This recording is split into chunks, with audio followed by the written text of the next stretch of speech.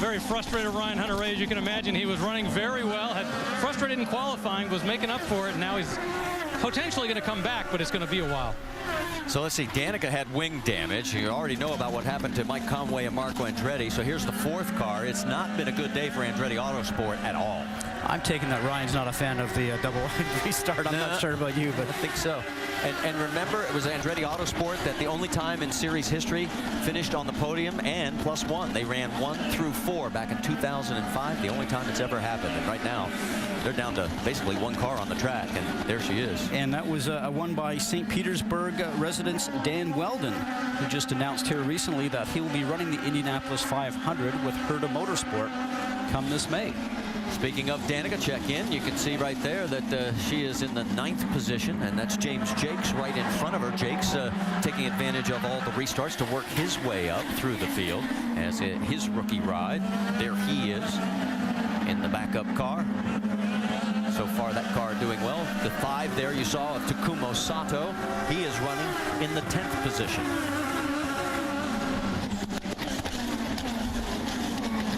That shot right there going by the National Guard machine of J.R. Hildebrand. Remember, he started at the very back of the pack. He did not have a very good day on Friday. Didn't even have a very good test at Barber Motorsport Park a couple of weeks ago. Did not get through the first day. Ended up crashing the car. They went home early. Did not participate in the second day. Went back to Barber later that next week. But he has been really pushing this car, driving it very hard. He comes out of the Indy Lights series. He almost been driving it like an Indy Lights car. It seems like he's got a better handle on it today than he did the first couple of days.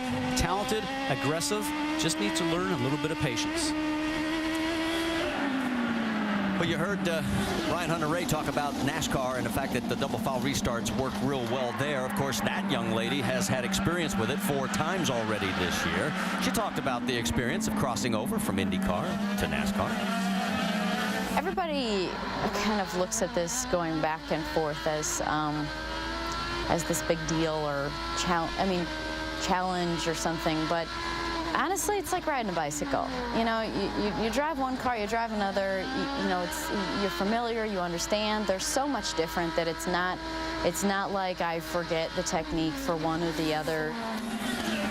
But both sides, I mean, I get to see both sides, and everybody that drives on a regular basis says, yeah, you won't forget, but practice makes perfect. And to be at the very top of the level of the classification that you're driving in, you need to be doing it each and every day. It needs to be an extension of your body. It doesn't matter if you're driving go-karts, a Formula Junior car, or a stock car. As we have the Firestone telemetry now, you'll see exactly the speed that she carries and going up through how much throttle she has in the braking.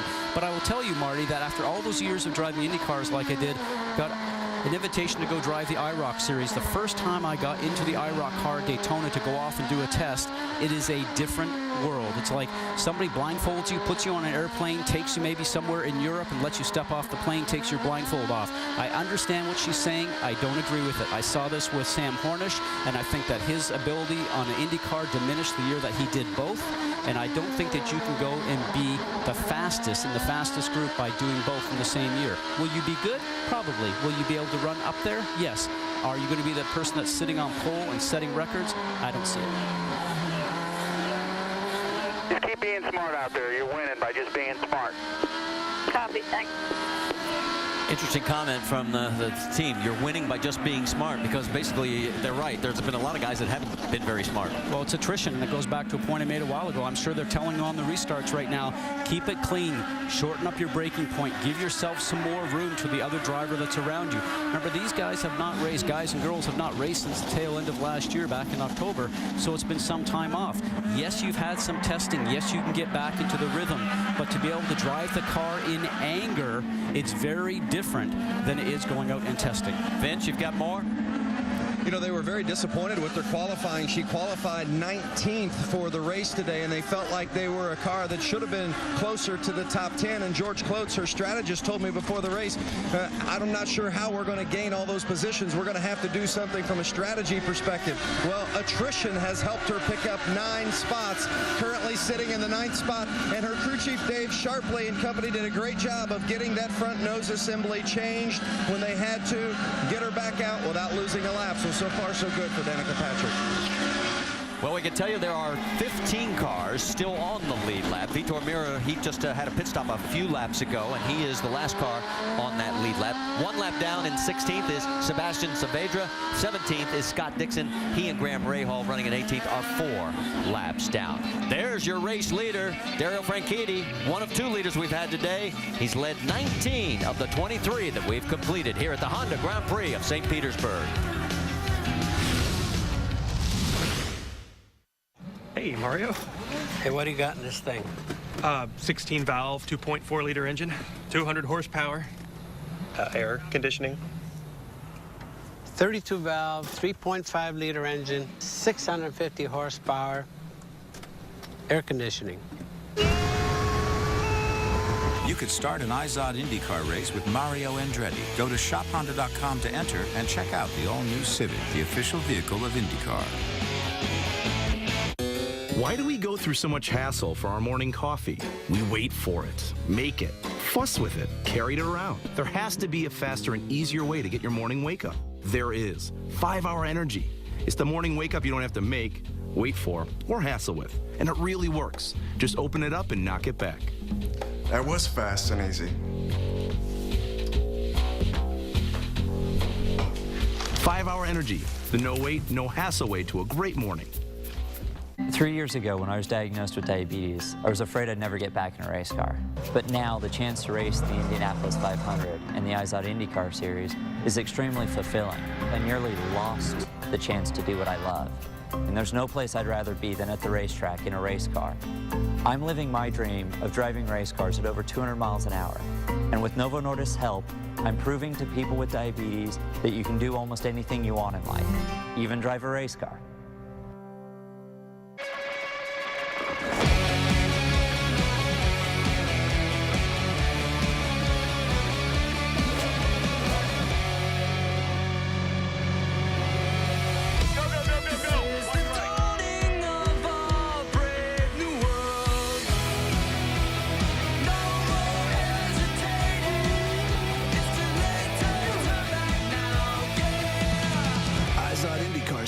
Get the official mobile app.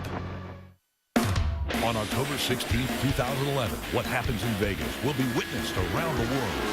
The fastest, most versatile drivers on the planet go all in for one race and the chance to be named champion. Already a fan? Your paid ticket to any Izod IndyCar Series race this season gets you a ticket to see the World Championship in Las Vegas for free. Find out more at IndyCarWorldChampionships.com or call 866-INDYCAR. Real driver, real race car, real fast. See you in Vegas.